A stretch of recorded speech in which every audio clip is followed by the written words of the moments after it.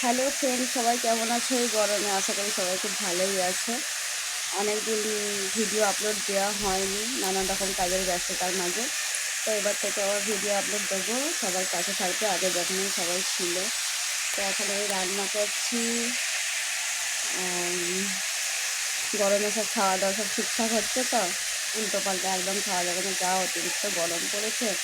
তো এখন রান্না করছি ঝিঙে আলু পোস্ত। এখানে ঝিঙে আর আলুটা ভেজে দিচ্ছি এখন।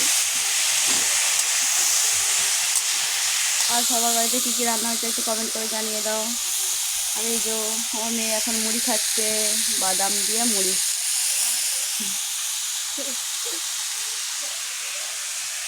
আর এটা আমার রান্নাঘর, আমি এখানে রান্না করি। আর এখান থেকে আমি সব ভিডিওগুলো সব আপলোড দিই।